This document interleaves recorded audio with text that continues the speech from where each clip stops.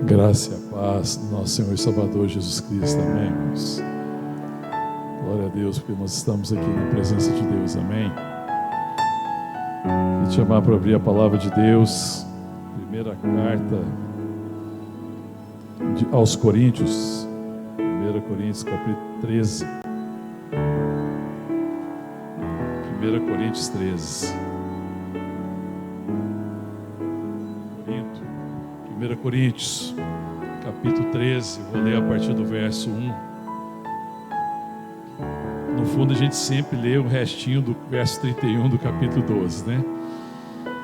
Segunda parte aí, que diz assim: E eu passo a mostrar-vos ainda um caminho sobremodo excelente. Ainda que eu fale a língua dos homens e dos anjos, se não tiver amor, serei como o bronze que soa, ou como o símbolo que retine. Ainda que eu tenha o dom de profetizar e conheça todos os mistérios e toda a ciência, e ainda que eu tenha tamanha fé ao ponto de transportar montes, se não tiver amor, nada serei. E ainda que eu distribua todos os meus bens entre os pobres, e ainda que entregue o meu próprio corpo para ser queimado, se não tiver amor, nada disso me aproveitará. O amor é paciente, é benigno. O amor não arde em ciúmes, não se ufana, não se ensoberbece, não se conduz inconvenientemente, não procura os seus próprios interesses, não se exaspera, não se ressente do mal, não se alegra com a injustiça, mas regozija-se com a verdade. Tudo sofre, tudo crê, tudo espera, tudo suporta. O amor jamais acaba.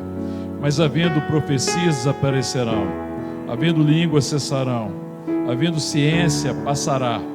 Porque em parte conhecemos e em parte profetizamos.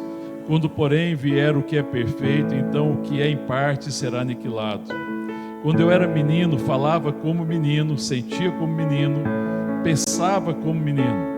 Mas quando cheguei a ser homem, desisti das coisas próprias de menino, porque agora vemos como em espelho, obscuramente, então veremos face a face. Agora conheço em parte, então conhecerei como também sou conhecido.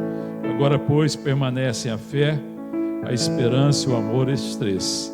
Porém o maior destes é o amor. Amém? Vamos orar. Te adoramos, Senhor, te louvamos, Pai.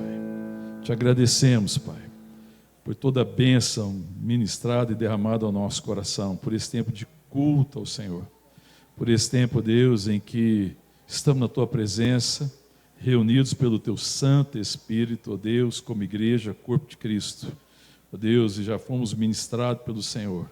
Te adoramos por tudo isso, Pai, e te pedimos agora a Tua palavra, fala ao nosso coração, ministra em nossas vidas, Pai, em nome de Jesus. Amém. Podem sentar, queridos. O apóstolo Paulo está lidando com a igreja que está em Corinto, e ele escreve essa carta lidando com uma série de dificuldades da igreja, uma igreja relativamente nova, mas que já lidava com as suas dificuldades, né? Como a igreja tem o componente humano, existe sempre lutas, dificuldades, existiam problemas, ele precisava lidar com as questões doutrinárias, existiam também questões de relacionamento, a igreja precisava de direção, e como apóstolo, né, e como pastor também, né, com o zelo, com a paternidade espiritual, ele está escrevendo a igreja, lidando com uma série de situações. E o capítulo 12, que antecede o que nós lemos aqui, ele vai trabalhar principalmente a questão dos dons, porque os dons do Espírito estavam sendo motivo de problema na igreja. Ele vai lidar com a necessidade da unidade, ele vai falar da variedade dos dons, que os dons eram diversos, que o ministério também era diverso, da importância do ministério, e que não existia, na verdade, um dom mais importante. A gente não vou gastar tempo para falar disso, mas depois, se você quiser ler lá o capítulo 12, ele vai falar de que todo membro é importante, que todo tem um lugar, aqueles que parecem de menor importância, nós damos mais importância, ele vai falando dessa variedade que existe, mas da unidade. Fala, são muitos membros, mas um só corpo. é Deus que opera tudo, né? Os dons foram dados pelo Espírito Santo. O Senhor colocou cada um no lugar que lhe aprouve, na sua sabedoria, na sua graça, na sua soberania, Ele fez isso. E aí Ele está lidando com essa questão. E como eles estão tendo essa dificuldade, e depois ele vai para o capítulo 13, que ele vai concluir, falando que o amor é o dom supremo. E que eles deveriam buscar os dons, que eles deveriam exercer os dons, mas que eles deveriam buscar um caminho sobremodo excelente, porque o amor era o meio em que os dons deveriam fluir. Os dons deveriam fluir no amor. E motivado por amor, eles deveriam buscar os melhores dons. É interessante quando você fala assim, Paulo está dizendo que não tem dom mais excelente e tudo, buscar os melhores dons, mas quando ele está falando de buscar os melhores dons, ele não está falando que tem um dom melhor que o outro. Ele está falando, o melhor dom para mim e para você é aquele que Deus me deu e que a gente exerce em amor. É isso que ele está dizendo. Ele está falando da forma de conduzir os dons, porque isso gerava soberba, gerava orgulho, porque aqueles dons que eram mais dramáticos e talvez mais visíveis, parece que acabava enchendo o coração de alguns irmãos da igreja em Corinto de orgulho, porque parecia que eles eram superiores espiritualmente, que eles eram mais importantes. E aqueles dons que talvez fossem mais simples e mais comum, parecia que não tinha muita importância. Mas não existe dom sem importância, porque Deus sabe da necessidade do corpo, e os dons foram dados para a edificação do corpo. E a palavra de Deus, o próprio Paulo já tinha falado no capítulo 8, que o conhecimento ensoberbece na perspectiva humana, mas o amor edifica. E que eles deveriam caminhar nessa perspectiva, de entender o amor de Deus, e que Deus estava dando a eles a graça de serem participantes da natureza de Deus. E se Deus é amor, então também a gente deve caminhar em amor. É isso que Paulo está ministrando, chamando a igreja, exortando a igreja a caminhar assim. É por isso que ele fala assim, eu passo agora a mostrar-vos ainda um caminho sobremodo excelente. Qual que é o caminho excelente, irmão? É o amor. E ele está falando, esse é o dom excelente, porque no amor, o dom cumpre o seu propósito. O dom vai ser para a edificação do corpo, e a edificação do corpo traz a glória de Deus. A edificação do corpo fortalece a igreja. A edificação do corpo traz o testemunho da igreja, para que a igreja seja sal da terra e luz do mundo.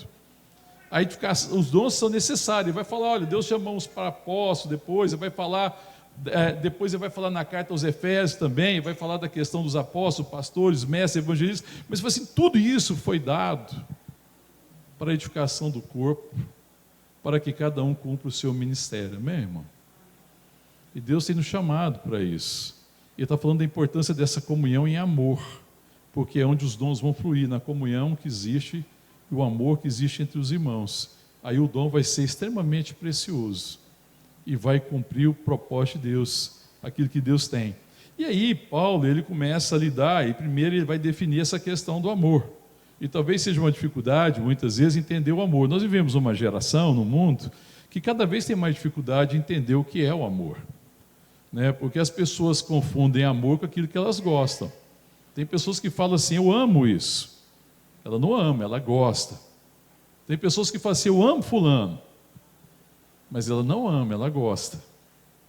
Porque gostar é quando o outro me atende, é quando o outro faz aquilo que eu quero. Gostar é quando o outro está correspondendo, às vezes, à minha expectativa, aquilo que eu coloquei sobre ele. E a gente gosta dessas coisas, e a tendência é gostar. Mas amar, a gente vai descobrir se a gente ama quando a gente é desapontado, quando existe desapontamento. E aí, se no desapontamento, se você permanecer buscando o bem do outro, aí você está realmente amando. E essa talvez seja a dificuldade. Nós vivemos num mundo tão assim, em que as pessoas estão pensando tão em si mesmas, tão voltadas para si, que as pessoas querem se cercar daquilo que elas gostam. E as pessoas perderam o entendimento e a perspectiva que nós somos criados para amar, amém, irmão? Nós não fomos criados para gostar das coisas. Nós não fomos criados para gostar das pessoas. Nós não fomos criados para escolher quem a gente gosta, porque quando a gente gosta, é aquilo que é a sua escolha, a sua preferência. mas nós fomos criados para amar aquelas pessoas que Deus tem colocado diante de nós. A nossa volta, em que pessoas que nós estamos tendo relacionamento e que precisamos amar, especialmente a igreja, que é o corpo de Cristo, amém? Que é a família de Deus, amém, irmão? E aí o apóstolo Paulo, ele começa falando de que muitas coisas que eles estavam valorizando, sem o amor, não tinha sentido. Ele fala assim: ainda que eu fale a língua dos homens, a língua dos anjos, se não tiver amor, serei como bronze que sou e como símbolo que retino. Por que ele está falando isso? Qual era o dom que ele estava valorizando? O dom de línguas. Era um problema, porque muita gente estava valorizando. Até hoje parece que isso é um problema. Porque fala assim: ainda que eu fale a língua dos homens, a língua dos anjos, se não tiver amor, serei como bronze que sou, como símbolo que retine. Naquela época ali em Corinto, havia adoração de vários deuses, falsos deuses. E uma forma de chamar a atenção e de chamar as pessoas para o culto pagão era através desses símbolos, desses pratos que batiam e de outros instrumentos que normalmente tinha uma nota só, não conseguia produzir uma melodia, mas que era um chamado à adoração. E às vezes eram utilizados nos momentos de culto pagão, com propostas de chamar a divindade, que era uma forma de chamar a divindade, o falso Deus, e de expulsar os demônios. Eu não sei como é que dava certo isso, porque no que ele estava chamando era demônio, né? Porque existe um só Deus. Se você não invocar o Deus, o verdadeiro Deus, está invocando demônio. Mas eles invocavam os deuses assim, com barulho. Então ele fala: olha, se eu falar a língua dos homens e dos anjos, se não tiver amor, eu sou como bronze que soa ou como símbolo que retine. Não tem sentido. No verso 2 ele fala assim: ainda que eu tenha o dom de profetizar e conheça todos os mistérios, porque é um dom também, o dom da profecia, dom de conhecimento, e tenha toda a ciência, ainda que eu tenha tamanha fé ao ponto de transportar montes, se não tiver amor, nada serei. O amor é um caminho de transformação, é o caminho que vai nos tornando semelhante a Jesus. Então não adianta a profecia, não adianta o conhecimento, não adianta o conhecimento de mistérios, se eu não estou sendo transformado, se eu não estou me tornando mais semelhante a Jesus. Se esse conhecimento e se o exercício dos dons me afasta da semelhança de Deus, porque não é em amor, e Deus é amor. E os filhos de Deus são participantes da natureza de Deus, são participantes do seu amor. Deus é amor, amém, irmão? E aí ele está falando, olha, não tem sentido vocês buscarem tanto os dons da forma que vocês estão buscando, se vocês não estão fazendo isso em amor. Vocês estão fazendo isso por motivos egoístas, vocês estão fazendo isso para suprir a vossa carência, vocês estão fazendo isso por ganância, vocês estão fazendo por cobiça, vocês cobiçam os primeiros lugares, vocês cobiçam o reconhecimento, e vocês estão usando essas coisas dessa forma. Isso não serve para nada, isso não aproveita para nada, pelo contrário. Depois ele diz, no verso 3, ainda que eu distribua todos os meus bens entre os pobres, ainda que eu entregue o meu próprio corpo para ser queimado, se não tiver amor, nada disso me aproveitará. E ele, então, na verdade, ele vai falando da falta de sentido de todas as coisas que não são motivadas pelo amor. Que todas essas coisas que devem ser buscadas, que devem ser feitas, que é bom abençoar o necessitado, que eu devo exercer o dom, que eu devo buscar com zelo, conhecer o dom que Deus tem me dado, para que eu cumpra o meu serviço no corpo de Cristo, o ministério, mas tudo isso deve ser motivado pelo amor. O amor deve ser o princípio. E ser amor deve começar em Deus, porque aquilo que começa em Deus, termina em Deus. Porque se não começou em Deus, na verdade é pecado. Porque às vezes é uma forma de chegar a Deus que eu estou usando para convencer Deus e para colocar Deus em débito comigo. Como se eu fazendo coisas para Deus, Deus agora ficasse me devendo um favor. Isso é um caminho do pecado, porque aquilo que não é resultado do conhecimento e da relação que eu tenho com Deus, isso não termina bem, e não pode terminar bem. E não era isso que Deus estava propondo ao coração deles. E não era esse o propósito. E eles estão vivendo essa dificuldade. Mas na verdade, tudo isso está revelando um outro problema. Isso está revelando que o problema deles era um problema de comunhão. Que a igreja tinha perdido a perspectiva da comunhão. a preferência pelos dons, a comparação, a questão da posição, a questão do julgamento, toda essa questão revelava a dificuldade da comunhão que havia na igreja. A igreja estava perdendo a perspectiva do amor e da comunhão. E aí isso acabava sendo uma consequência. Paulo está chamando a igreja para voltar ao lugar certo. A comunhão com Deus, com o seu amor e com os irmãos. Por isso que aí ele começa a dizer no verso 4, e ele vai falar aqui que o amor é no 4, no 5, no 6 e no 7. Ele vai falar o que o amor é e o que o amor não é. Amém?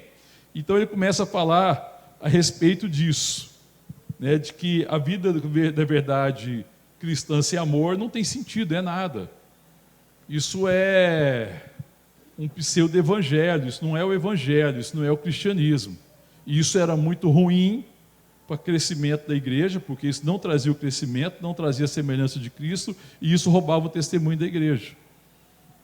E aí ele diz o que? O amor é, vamos lá no verso 4, o amor é paciente. O que o amor é mais? O amor é benigno. Sabe, querido, quando eu penso no amor ser paciente e o amor ser benigno, na verdade está muito associado essa questão da paciência e da benignidade, e a benignidade é até um componente ativo, é quando eu procuro o bem do outro. O amor é benigno. O amor sempre procura o bem do outro. Sempre. Isso precisa estar no meu coração. Eu preciso estar sempre em sintonia com Deus e no seu Espírito, porque nós somos habitação do Espírito para buscar o bem do outro. Aquilo que Deus está ministrando ao meu coração em relação ao outro. Porque Deus está cuidando de mim, eu não preciso viver em função dos meus interesses mais, porque dos meus interesses cuida Deus.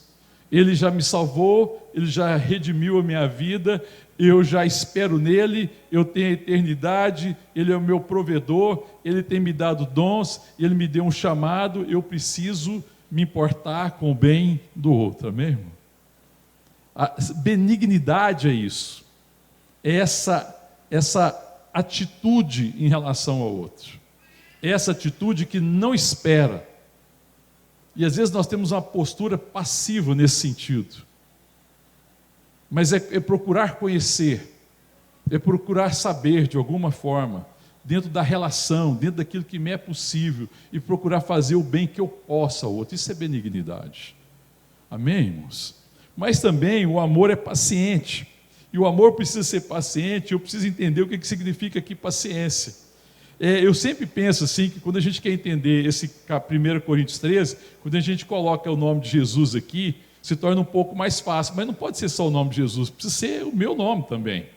Porque quando a gente fala assim, pensa comigo, Jesus, no lugar do amor coloca Jesus. Jesus é paciente, amém? Deus é paciente com você, irmão? Amém. Por que ele não tem paciência com os outros? Aí eu digo, coloca seu nome aí agora, fala assim, o seu nome, lê aí agora, cada um vai ler no seu, né? Fala assim, lê assim, você vai colocar seu nome e fala assim, eu, no caso, vou seu nome, eu sou, sim, irmão, paciente ou não? Primeiro tem que crer. Está vendo a nossa dificuldade? Porque a gente já não teve paciência no passado, eu tenho dificuldade de entender que eu sou paciente. Deixa eu te falar uma coisa, a dificuldade dos dons. Os dons de Deus é um potencial que Deus me deu. Existe um potencial em cada um de nós de viver os dons divinos. Então, quando Deus deu um dom, por exemplo, para alguém, um dom de conhecimento, ou deu um dom de profecia, esse dom tem que ser desenvolvido, amém, irmão? A diferença entre pessoas que receberam o mesmo dom e o exercício do ministério é que tem uns que estão se dedicando, estão desenvolvendo o dom que receberam. E tem alguém que é relapso com o dom. Concorda comigo que pode haver duas pessoas que receberam o mesmo dom, e tem um que tem sido uma bênção por causa desse dom, e tem um que não está exercendo o dom adequadamente. Por quê? Porque um se dedicou a desenvolver o dom. Todos os dois tinham potencial. A diferença foi o quê? Alguém acreditou e se dedicou. entendeu e dedica, e pede graça a Deus, e procura se preparar, e procura exercer aquele mistério. O amor é um dom que Deus nos deu, amém, irmão? Nós temos a natureza divina, nós temos o DNA de Deus. Então, todo aquele que é nascido de Deus ama, amém, irmão? Lá em Paulo, quando ele escreve, João, quando ele está escrevendo a sua primeira carta, ele está falando isso, que Deus é amor, e nós somos participantes do seu amor. Então, o dom do amor já foi derramado em nós, amém, querido? Lá na carta de Paulo, quando ele escreve aos Romanos, ele fala assim que o amor foi derramado em nosso coração pelo Espírito. O Espírito de habitação é o Espírito de amor. Nós somos habitação do Pai, do Filho e do Espírito Santo. Deus é amor, Jesus é amor e o Espírito Santo é amor. Amém, irmão? Então esse dom eu já tenho. O problema é que a gente não crê. O problema é que eu olho para a minha vida passada e para as minhas fraquezas e para a minha dificuldade humana de amar, e às vezes eu não acredito nisso, enquanto eu devia falar: Senhor, me ajuda a andar no caminho excelente, que é o caminho do amor, porque o Senhor é amor, então eu quero ser paciente como tu és, amém, irmão?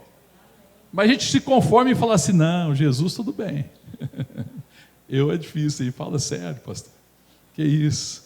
Amar como Jesus, irmão? Por que a gente não crê, se a palavra de Deus está dizendo isso? Paulo está falando: eu vou mostrar para vocês o caminho sobremodo excelente. Eu vou falar para vocês do caminho de amor. O amor é paciente. O amor é paciente, sabe por quê, irmão? Porque o amor é paciente, porque o amor enxerga com os olhos da fé. O amor é paciente porque eu olho para o meu irmão e falo: Jesus, quem é esse? O que você pensa que Jesus fala quando a gente pergunta a respeito de uma pessoa que é próxima da gente? Jesus fala: esse é aquele que eu amo, e eu quero me revelar a ele através da sua vida, e o Senhor é que vai me dar a certeza desse amor, e vai me dar a perseverança de permanecer pacientemente amando. Sabe por quê? O amor, ele não busca mérito no outro. O amor ama porque a sua natureza é assim. O amor ágape, que a palavra do amor ágape, o amor de Deus, o amor sacrificial, não era muito conhecida e nem usada naquela época, porque não tem nada a ver com esse amor do mundo, né? Porque o amor ágape é o amor que provém antes da natureza daquele que ama. O amor ágape provém da natureza daquele que ama e não do mérito do ser amado. Porque a gente pensa assim: por que eu tenho dificuldade de ter paciência com as pessoas? Porque eu falo assim: não dá para ser paciente com ele. Não, com a Ana Cláudia eu consigo ter paciência. Amém, Ana Cláudia? Mas às vezes eu posso falar assim: não, mas com o Kennedy não dá para ser paciente, porque eu penso que ele não merece a minha paciência, ele não merece que eu seja paciente. Mas o amor não, o amor, ele não busca o mérito do outro. O amor conhece a sua natureza. Deus é amor. Os filhos de Deus têm a natureza de Deus, são participantes do seu amor e devem amar como ele ama. Amém, irmão? Então, quando eu tiver que amar, eu tenho que buscar no outro que eu amo, no ser amado, as condições, ou eu busco aonde, irmão? Em Deus. E aí, quando Deus fala: não, é para continuar amando, e quando Deus fala assim: faz o bem para ele.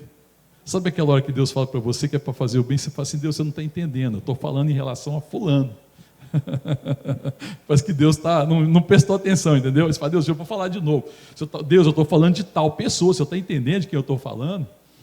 Aí Deus fala assim: não, é para você continuar amando ele. O amor é paciente. Por que ele é paciente? Porque ele conhece, porque ele enxerga com os olhos da fé.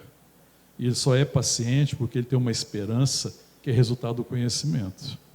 Não é qualquer esperança. Essa paciência aqui é a paciência da esperança mesmo.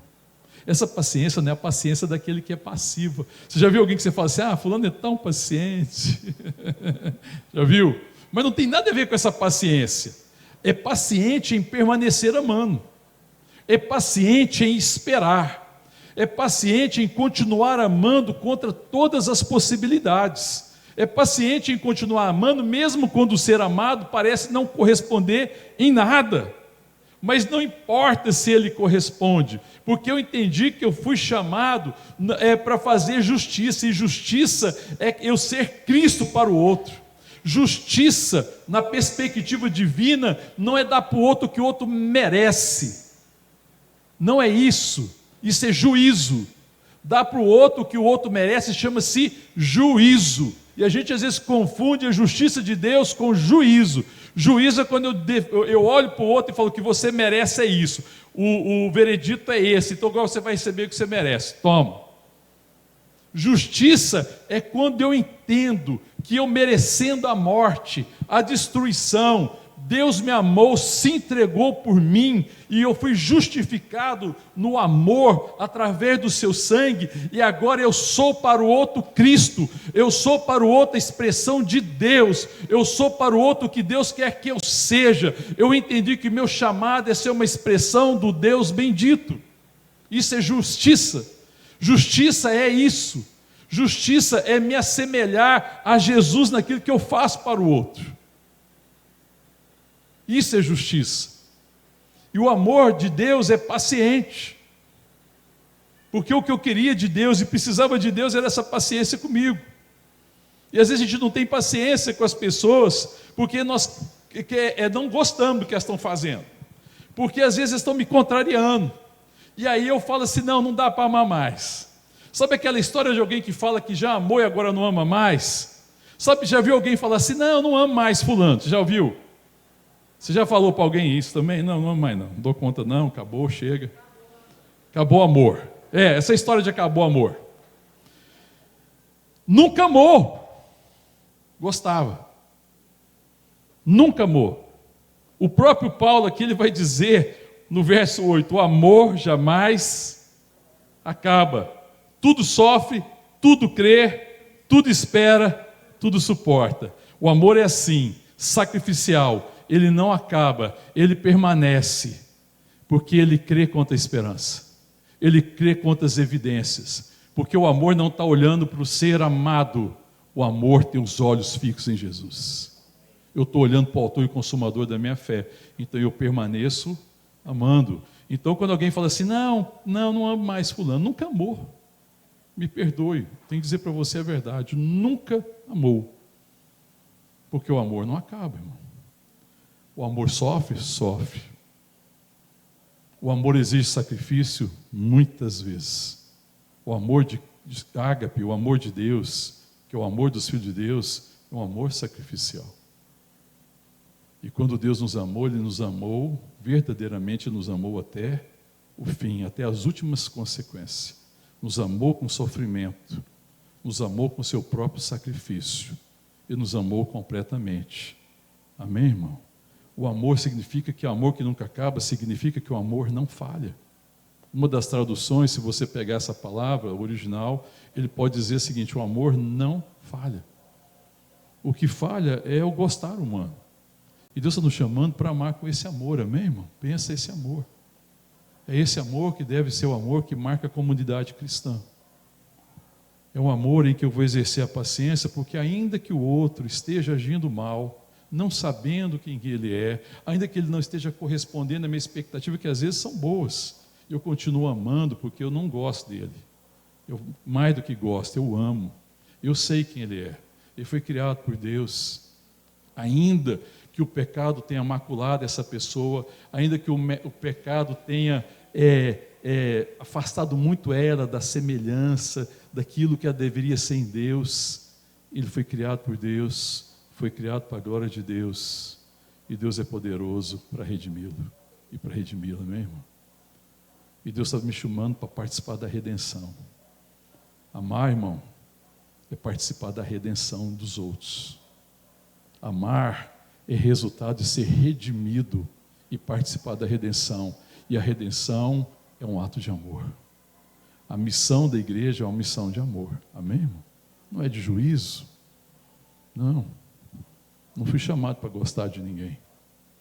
Eu não fui chamado para ficar gostando e exigindo que todo mundo corresponda às minhas expectativas. Eu posso ter boas expectativas em relação às pessoas, mas a minha relação com ela não pode ser baseada em expectativa. A minha relação com os irmãos, com a minha casa, com os meus próximos, com todos aqueles que Deus tem colocado de mim, deve ser uma relação de amor. E deve ser um amor ágape. Amém, irmão? O amor ágape é paciente, ele é benigno. Amém? Ele é benigno. Ele continua, Paulo falando, o amor não arde em ciúmes, não se ufana, não se ensoberbece. O amor não é orgulhoso. Ele está falando que o amor não é. Eu estou querendo falar hoje mais do que o amor é. Depois a gente pode gastar um pouco mais de tempo. Mas ele fala, não arde em ciúmes, porque às vezes as pessoas ficam enciumadas. Não, mas parece que aquele ali é o queridinho, parece que aquele ali está o favorecido, parece que aquilo. Existe ciúme no meio da igreja, irmão? Tem ou não tem? Tem, para vergonha nossa. Isso não é uma atitude de amor. O ciúme é porque eu não estou gostando, você entendeu? Ciúme é o seguinte, eu não estou gostando. É ciúme assim, pastor, eu não estou gostando do jeito que você está me tratando. Você está tratando melhor ele e não está me tratando tão bem. Isso é ciúme, está entendendo? Ciúme é um juízo que eu estou fazendo sem conhecer o motivo do coração do outro. Eu fico enciumado. Eu estou falando ciúme nesse pior sentido, está entendendo? Porque esse é o sentido do não amor. O amor não tem esses ciúmes. Ele não se ufana. Né? O amor ele não faz para ser reconhecido. O amor a gente não faz para ser reconhecido, muito pelo contrário. O amor é extremamente discreto. O amor, quando realiza a sua obra, ele não toca trombetas, porque ele não precisa do reconhecimento, porque eu estou simplesmente fazendo aquilo que é a minha natureza. Se eu não amar, eu não vivo, e eu desejo viver. Viver é amar, amém, irmão? Amém, irmão? Viver é amar. Aí ele continua dizendo, o apóstolo Paulo, no capítulo 5, o amor não se conduz inconvenientemente, não procura os seus interesses. Ele não busca os seus interesses. Então o amor não é esse egoísmo em que eu busco o meu interesse na relação do outro. Porque quando eu me relaciono para que o outro atenda e me satisfaça, a coisa já pegou. É porque aí eu estou colocando o outro refém das minhas carências. O amor não coloca ninguém refém das minhas carências. Porque se eu colocar alguém refém das minhas carências, eu vou ficar, sabe o que com ele? Pergunto para você, irmão, se você colocar alguém refém das suas carências, o que você vai sentir por essa pessoa? E o que ele responde para você? Raiva, ódio. Sabe por quê? Porque não tem ninguém nesse mundo que é capaz de atender na perspectiva humana as nossas carências e cobiças. Só o Filho de Deus, amém? Só o Filho de Deus. Só o Filho de Deus pode curar o meu coração. Só o Filho de Deus pode suprir a necessidade. Só o Filho de Deus pode satisfazer o meu coração. E quando a gente coloca as pessoas refém das nossas carências, ou das nossas cobiças, ou seja lá do que for, isso é exatamente o contrário do amor, na perspectiva de que o amor é a entrega que eu faço, o bem que eu faço, o entendimento que eu tenho do valor do valor do outro na perspectiva da minha natureza e não do mérito do outro. Agora, quando eu coloco alguém refém das minhas vontades, eu vou começar a me relacionar ao outro pelo mérito. Eu falo assim, bom, não está merecendo. Sabe aquele negócio que a gente fala assim, você não está merecendo. Essa palavra merecimento é uma palavra complicada, né? Eu conheço algumas pessoas que é um tal de falar assim, não, mas você merece. Eu penso comigo, eu não mereço nada, filho.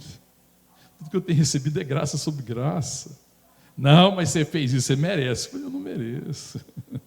Arreda, Satanás. Você não está falando das coisas de Deus, está falando das coisas da carne. Que merecimento, irmão. Se falar de merecimento, o que eu e você merecemos? A morte, a destruição. Que história é essa? Sai para lá, Satanás. Eu não quero o que eu mereço. Eu não quero o que eu mereço. Eu quero cumprir o chamado. Eu preciso de ser amado e não merecimento. Eu preciso ser amado porque eu não tenho mérito suficiente para ser amado como eu preciso. Porque você fala assim, não, gente, eu mereço eu tenho mérito, e é só vocês me amar porque é fácil, porque o meu mérito é suficiente para vocês me amarem. Socorro, hein? Não, irmão, não existe mérito, não existe merecimento. O amor não busca o mérito do outro, o amor ama porque é da minha natureza amar. Eu continuo amando porque eu estou olhando para Deus, eu estou enxergando o outro na perspectiva de quem ele é em Cristo e de quem eu sou em Deus, filho de Deus, que tem a natureza divina. E eu glorifico a Deus manifestando essa natureza, amém, irmão? E continuo caminhando nessa perspectiva. E aí sim, eu vou estar sendo uma bênção na vida do outro, eu não vou estar conduzindo inconvenientemente, eu não vou estar buscando os meus interesses. Eu estou buscando os interesses do alto, amém, irmão? Eu estou buscando os interesses de Deus. A nossa grande necessidade, a minha e a sua e da igreja, é conhecer o que vai no coração do Pai. É saber, Pai, qual que é o interesse do Senhor a respeito dessa pessoa, qual que é o respeito do Senhor a respeito da vontade do Senhor, a respeito da minha família, qual que é o interesse do Senhor a respeito dos meus irmãos, qual que é o interesse do Senhor a respeito da igreja, qual que é o interesse do Senhor a respeito daquelas pessoas que ainda estão perdidas. O amor não busca os seus próprios interesses. Amém, irmão? Ele não se exaspera, ele não se ressente do mal. Sabe o que é ressentir do mal? Essa é uma dificuldade de muita gente. Você é ressentido? Sabe o que é pessoa ressentida? Pessoa que se ressente, e o amor não se ressente do mal. Ressentimento é manter o registro, entendeu? Sabe o registro que você manteve? Alguém fez alguma coisa, te contrariou, você guarda o registro. Fala, isso aqui eu vou guardar. Aí acontece, você pega lá e fala, está registrado contra você. Isso aqui pesa contra ti. Tenho contra ti. Sabe, a gente mantém um registro daquilo que nos ofende, daquilo que pode me magoar. Quando, na verdade, o amor é perdoador. O amor perdoa. Deus é perdoador, amém, irmão? E quando a gente não perdoa, qual que é o problema de não perdoar? Você mantém o registro. E se você manter o registro, você vai se ressentir. E você vai sentir aquilo muitas vezes. E aquilo adoece o nosso coração. Aquilo adoece a nossa alma. Então, quanto ao perdão, eu preciso realmente perdoar como Deus me perdoou. Porque o perdão é essa atitude em Deus de saber quem eu sou e que eu fui tão perdoado por Deus, que eu fui amado por Deus, que a única coisa que eu posso fazer contra aquilo que pode ter feito mal a mim é perdoá-lo e não guardar o registro.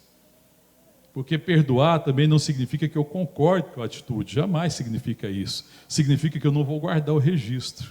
Significa que eu não vou deixar meu coração ser contaminado, porque o meu coração, ele não é um depósito de lixo para guardar o registro que Satanás quer que eu guarde. O meu coração precisa guardar a palavra do Deus vivo. O meu coração tem que ser guardado, porque dele flui as fontes da vida. E ressentimento é manter o registro. Você mantém o registro, você está lá e você está lembrando. Sabe aquela pessoa que toda vez que você vê ela, você fica ressentido? Nós precisamos aprender a perdoar. E às vezes no meio da igreja, no meio do povo de Deus, o motivo da nossa comunhão, às vezes, não crescer, não caminhar, é porque às vezes entre nós há ressentimento. Não deveria ser assim. Às vezes você fala, não, é só não falar, não vou ligar. Não, se você está sentindo, sempre que você encontra alguém, você está ressentido e você guardou o registro. É preciso perdoar. É preciso colocar diante de Deus, amém? Porque o pessoal tem uma mania de jogar isso debaixo do tapete. Quem propõe você manter debaixo do tapete e não tocar no assunto chama-se Satanás, porque ele sabe o tanto que isso é nocivo para o nosso chamado. Porque você vai ficar ressentido. Aí você fala assim, aí depois a pessoa às vezes pode errar. Está vendo? Estou falando. Não dá, está vendo? Não tem condição. Quando eu deixo Deus cuidar do assunto e eu perdoo, eu estou colocando na mão de Deus para que Deus lide com aquilo.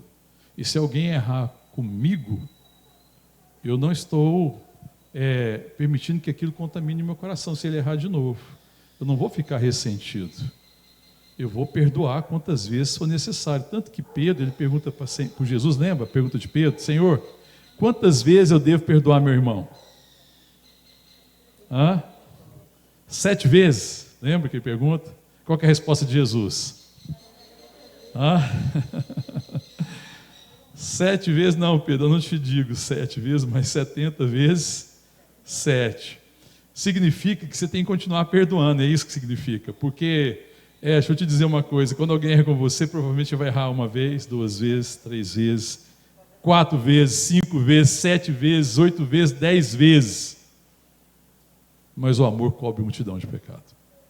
Amém, irmão? Em Cristo, eu vou continuar perdoando. Porque às vezes esse é o caminho da sabedoria de Deus, de salvar e de redimir aquele que está errando. Não é me entregar para sofrer, mas é perdoar.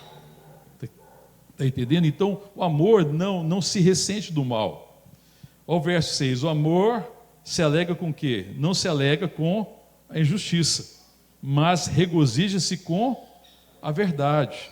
O amor, ele não se alega com as coisas injustas, com a injustiça que ocorre nesse mundo, com a injustiça dos homens, ele não se alegra, mas ele se regozija com o quê? Com a verdade. E a verdade é o prumo que todo homem precisa. Amém, irmão? A verdade é o prumo. A verdade precisa estar no meu coração. A verdade tem que estar plantada no meu coração. A verdade é uma pessoa, a verdade é Cristo. A palavra é o verbo encarnado. É a boca de Deus, é Deus falando. E essa verdade precisa estar no meu coração, porque o amor se alega com a verdade, em todas as perspectivas, também na perspectiva moral. O amor se importa com os valores morais também. Ele não se alega com a imoralidade, mas ele se alega com a verdade. Depois ele fala no verso 7, o amor tudo sofre, tudo crê, tudo espera, o amor tudo suporta, o amor jamais acaba. Você tem dúvida que o amor sofre? Aqui está escrito no verso 7, o amor tudo sofre. Então não existe uma limitação para o sofrimento. O amor traz sofrimento. Uma pergunta fácil de saber disso, né? Pais e mães, o amor tudo sofre ou não? Sim, tudo sofre. Não significa que é um mar de rosa, o amor sofre. Quem tem filho sabe o que é sofrer. Deixa eu perguntar para os cônjuges agora, marido e mulher, o amor tudo sofre? Sim ou não? Sofre. Sofre. Eu conheço histórias e histórias, né, de casamentos que foram curados, mas não sem o sofrimento de um deles, que permaneceu amando, que continuou crendo, que continuou olhando para Jesus, que nunca desistiu e que sabia que tinha uma aliança, e por causa dessa aliança Deus deu graça. Amém, irmão? Eu não posso impedir às vezes o outro de ir num casamento, infelizmente isso acontece, mas eu falo assim, nunca pegue a porta você. Se o outro pegar a porta, paciência, não é porque infelizmente acontece, mas o casamento é uma aliança de amor, é um compromisso de amor, e esse amor só é possível por causa de Deus. Amém, irmão? Então o amor sofre. Jesus sofreu para me salvar. Amém? Glória a Deus, irmão. Tudo crê. O amor não é que o amor é crédulo. O amor enxerga além daquilo que parece que é óbvio. O amor enxerga na perspectiva do Espírito. O amor crê porque ele tem revelação, porque fé é resultado de conhecimento. O amor é porque eu continuo enxergando como Deus está enxergando. E olhando com os olhos da fé, eu continuo crendo. Ele tudo crê. Ele crê nas pessoas que o mundo não crê. Já viu isso, irmão? Tem pessoas na igreja que a gente crê nelas. Não é que eu confio na possibilidade dela, é que eu estou enxergando ela como Deus está vendo, meu irmão. Lá na Missão Resgate da Paz, a gente faz esse exercício. Porque eu olho para as irmãs, as acolhidas, eu estou enxergando uma filha de Deus. E elas elas mesmas não se enxergam assim. Elas demoram a conseguir compreender assim. Mas eu creio, mesmo que elas não creem. E eu estou lá, eu sei que eu estou lá para ser uma referência para ela. Eu estou lá para que através da minha vida ela conheça o amor de Deus. Eu estou lá para que ela entenda que Deus as amou e Deus está chamando elas de volta para casa. Então eu continuo crendo, ainda que elas tenham grande dificuldade de crer, ainda que elas não estejam enxergando, ainda que elas estejam tateando, o amor tudo crê. Eu olho e vejo uma irmã. É por isso que eu trato elas como irmã. E às vezes eu falo assim, esse pastor nem me conhece. Eu nem entrei para a igreja, como diz o povo, eu nem entrei para ser crente. Mas eu estou vendo uma filha que está perdida, mas que o Senhor está chamando para casa. O amor tudo crê. Amém, irmão? Nós precisamos sair nesse mundo, irmão, e enxergar as ovelhas que Deus está chamando para casa. Eu preciso olhar para os meus filhos e sempre olhei assim, sempre crendo que Deus estava chamando eles, um por um. Sempre crendo, mesmo quando eles não acreditavam. Eu continuei crendo, porque eu precisava ser uma referência para eles, desse amor que tudo crê, desse amor que tudo espera. E esse esperar é dessa esperança que eu te falei no começo, é da certeza. Por que o amor espera, irmão? Porque o amor tem certeza que a nossa obra em Cristo não é em vão. Não é esperar, quem sabe vai dar certo. Não, o amor não espera assim. O amor espera porque ele tem certeza. E eu creio que Deus te chamou hoje aqui, seja aqui no culto, seja através das mídias sociais, para colocar esperança no seu coração, para que você espere o milagre, para que você espere a cura, que você espere a conversão, para que você veja a glória de Deus, para que você veja a glória de Deus na sua casa, para que você veja a glória de Deus no meio das pessoas que você ama, que você não desista nunca, e que você espere sempre, porque o seu coração não confunde, porque o amor de Deus foi colocado em nosso coração pelo Espírito Santo, e eu não vou ser confundido, eu não vou ser envergonhado, porque eu estou enxergando com os olhos espirituais. Eu estou vendo como Deus vê. Eu estou vendo aquilo que o olho natural não vê. Eu não estou vendo as coisas tangíveis, eu estou vendo as coisas do Espírito. É esse esperar, amém, irmão? Não é o esperar do otimismo, não é o esperar do pensamento positivo, mas é o esperar da certeza, de quem enxerga, de quem já viu, e que sabe que um dia Deus vai trazer a luz, a cura, a salvação, a redenção, a transformação. O amor tudo suporta. O amor é extraordinário, né, irmão? O amor tudo suporta.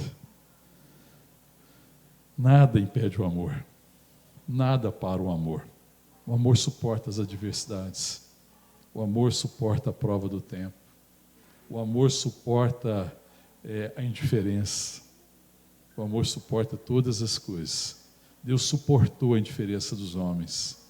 Deus suportou a incredulidade dos homens. Deus suportou a maldade dos homens. E Ele suportou tudo isso no Cordeiro de Deus. O Cordeiro que tira o pecado do mundo, Jesus Cristo.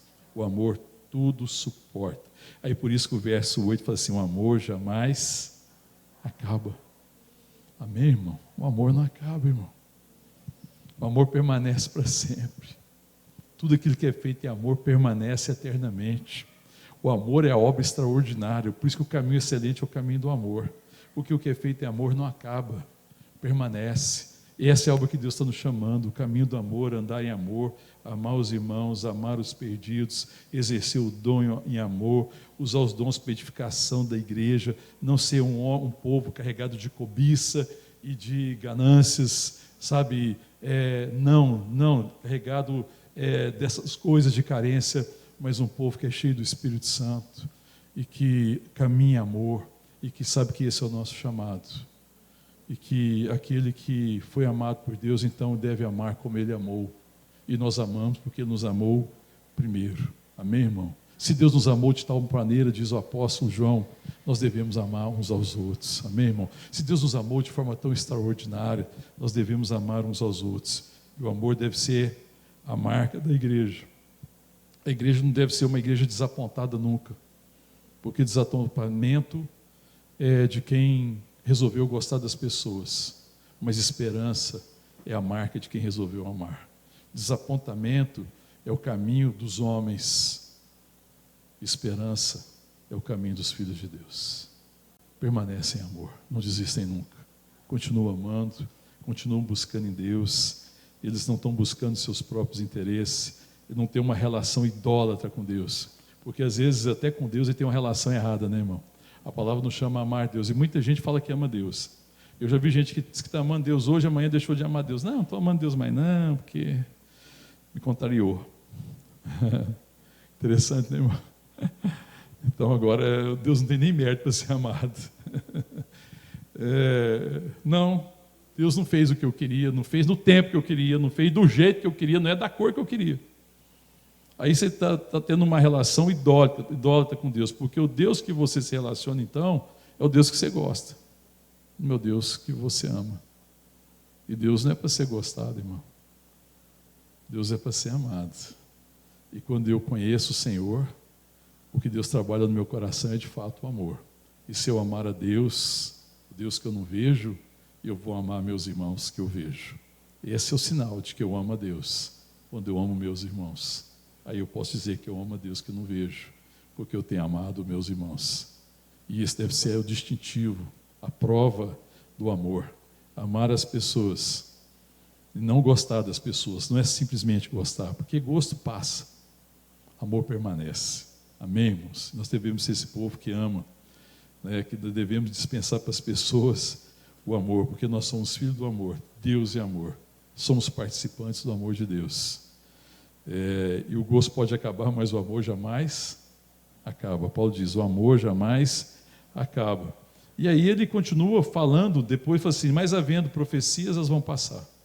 Ele está valorizando demais as profecias e não valorizava o amor. Desaparecerão. Havendo línguas também, cessarão. Havendo ciência, vai passar. Ele fala assim, porque em parte conhecemos e em parte profetizamos. Nós não conhecemos completamente, por isso que em parte nós profetizamos. Quando vier o que é perfeito, quando se cumprir o tempo de Cristo, então o que é em parte será aniquilado. Então, essa parte da profecia, da ciência e das línguas não tem mais sentido, porque nós vamos conhecer perfeitamente. Mas o que vai permanecer? O amor, a fé e a esperança. Qual que é o maior? O amor. Porque é o amor que me conduz ao conhecimento de Deus, porque Deus nos chama a amá-lo, amém, irmão? E não é possível amar Deus sem conhecê-lo. O conhecimento de Deus gera em mim o quê? Fé. Porque fé é resultado de conhecimento. A fé gera o quê? Esperança. Por isso que o amor é maior, porque ele é a raiz da fé e a fé é a raiz da esperança. Porque quem ama Deus, conhece Deus. E quem conhece Deus, enxerga o invisível.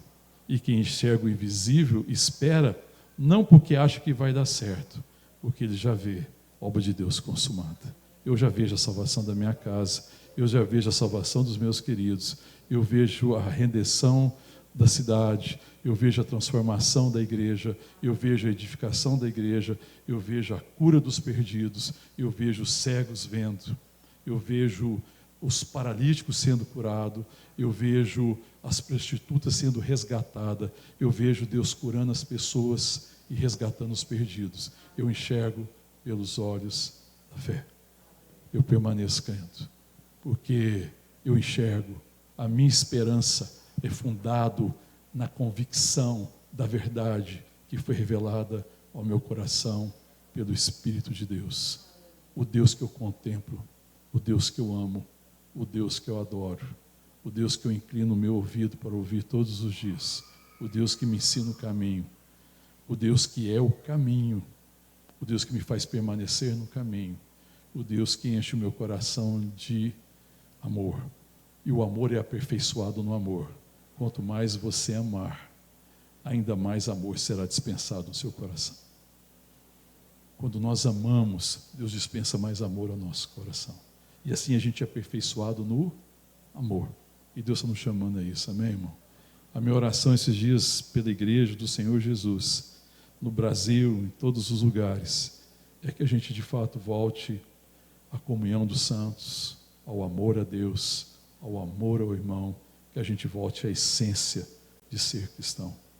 E o caminho excelente é o caminho do amor. Amém? Nós podemos fazer muitas coisas. Nós podemos profetizar, nós podemos ter conhecimento, nós podemos falar em línguas, nós podemos ter ciência. Mas se nós não tivermos amor, isso não tem proveito algum.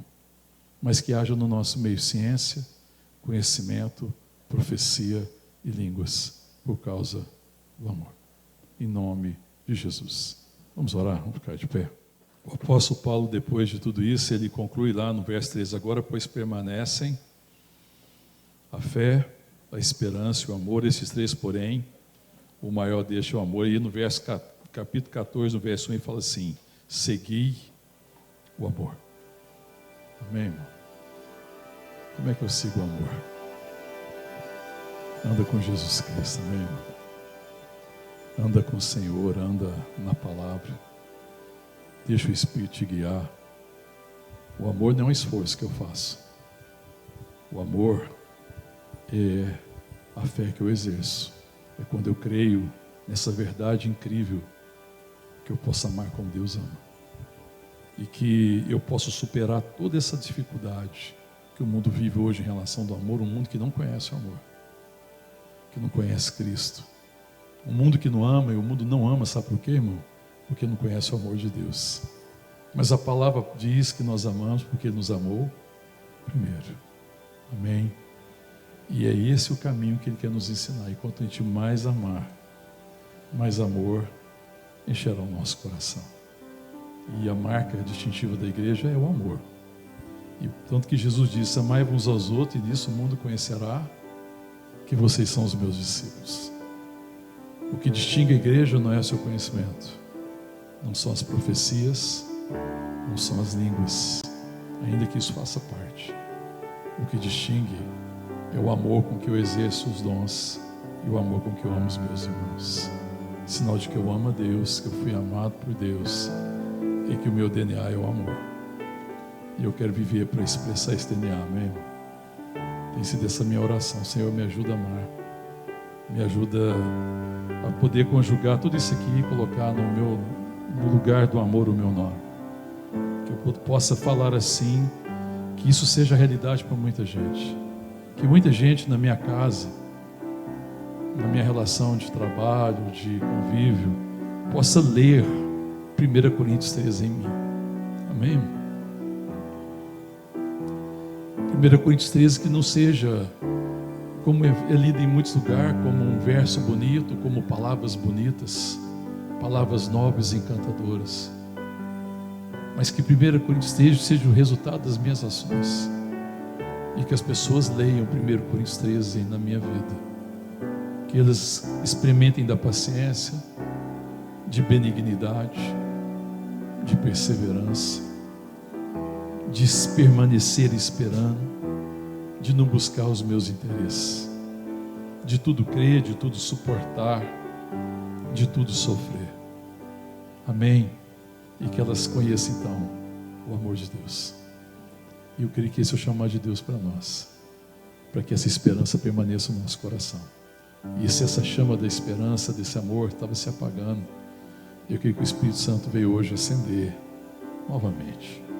E se ela se apagou por algum motivo, o Espírito é poderoso para acender, amém?